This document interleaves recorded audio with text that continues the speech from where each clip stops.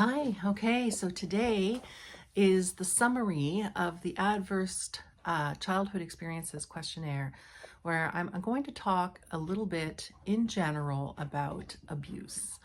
My name is Gala, and I am a mother and a teacher and an artist and a disabled person. And I talk about all of those things on this channel. And the reason I'm talking about abuse is, well, I have a few reasons. First of all, I'm a survivor of abuse as a child, and that's a broad statement, so I'll tell you a little bit more about what that means. And because I had those experiences in childhood, um, I also have a physical disability, and not because of the experiences, but just happens to be.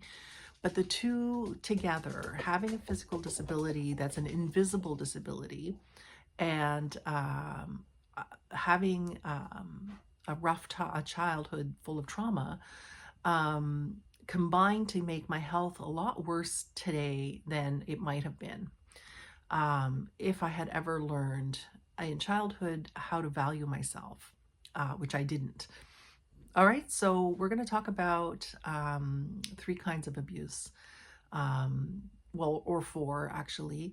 So there's physical abuse, there's emotional abuse, and there's all sexual abuse. And so the questionnaire taps into those three kind of active, you can see actions, you see, hear, touch, it's concrete. Physical abuse is concrete.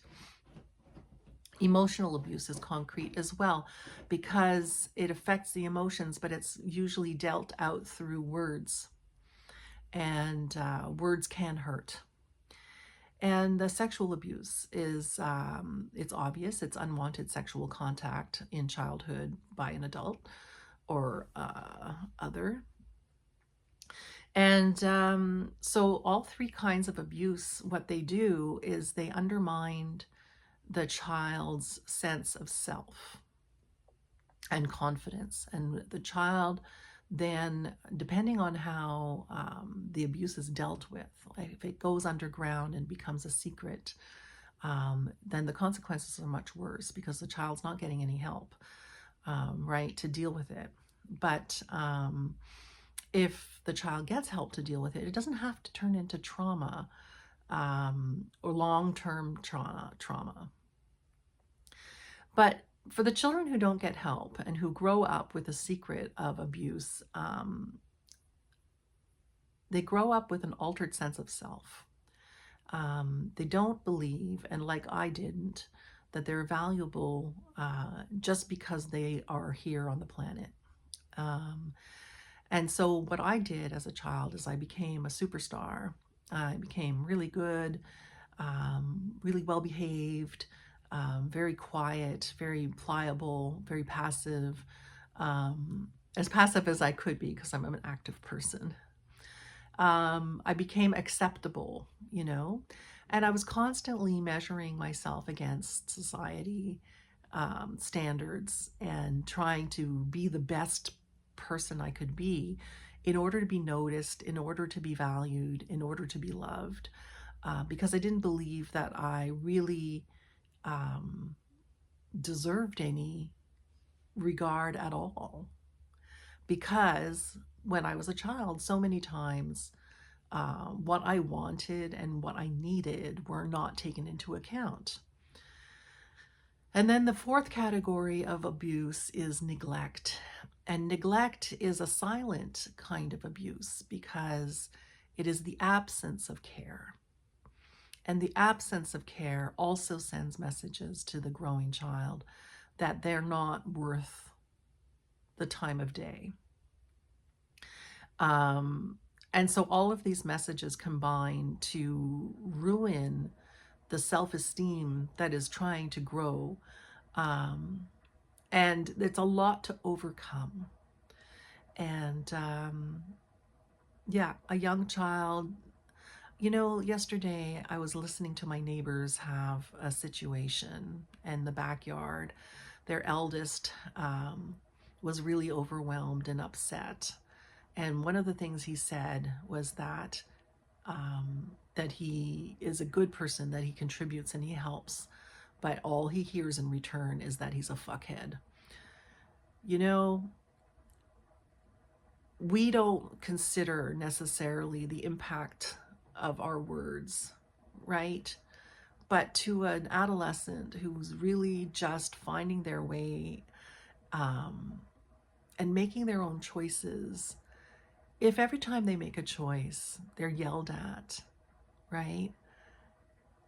Even if it's the wrong choice, right? There's ways of guiding and instructing without yelling. And so, he really spoke to me in my heart last night when I was listening. And, his mom was really, she was superb. She was listening. She was listening, and she was calm, and she was handling it.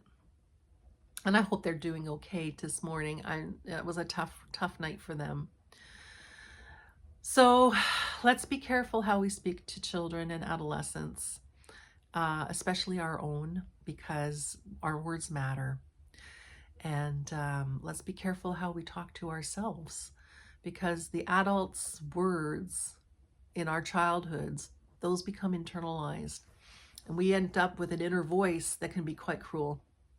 So that's our work as adult survivors of abuse, is to reconstruct ourselves, to reparent ourselves, it's sometimes called, and to love ourselves.